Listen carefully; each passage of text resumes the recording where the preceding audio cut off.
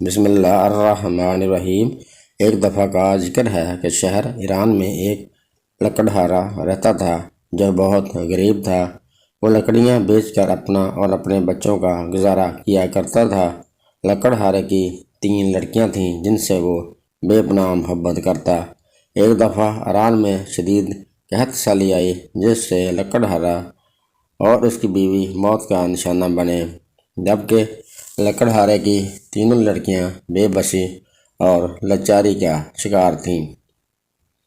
شدید بھوک کی وجہ سے 3 بہنیں ہاتھ پھیلانے پر مجبور ہو گئیں۔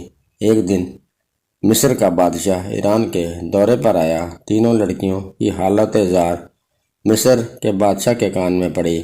بادشاہ بہت ظالم تھا۔ اس نے اپنی جیب سے بھاری رقم نکال کر دونوں لڑکیوں کو دی اور تیسری لڑکی کو لے کر مصر کے لیے روانہ ہوا۔ باقی دونوں کچھ نہ کر سکیں۔ محل پہنچتے ہی بادشاہ نے لڑکی کو لے کر ایک کمرے میں قید کر لیا۔ بادشاہ لڑکی پر بہت ظلم کرتا اور اس سے ہر کام کرواتا۔ لڑکی بادشاہ کے ہر کام کرتی اور کام ختم کرنے کے بعد نماز کے لیے چلی جاتی۔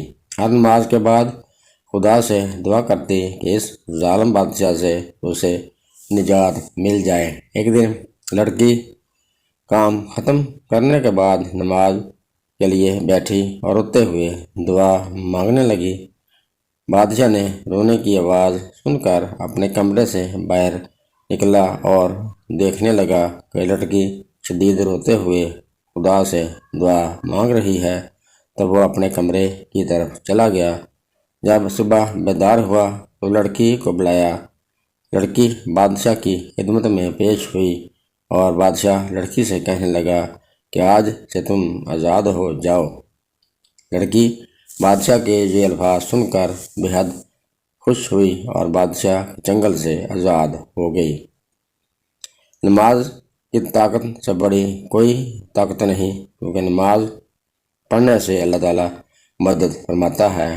ہمیں چاہیے کہ ہم 5 وقت کی نماز باقاعدگی سے ادا کریں اور اللہ تعالیٰ سے مدد کریں اور اسی پر بھروسہ رکھیں۔ انشاءاللہ اللہ تعالیٰ آپ کی ہر خواہش پوری کرے گا اور آپ کی غیبی امداد سے تمام ضروریات پوری کرے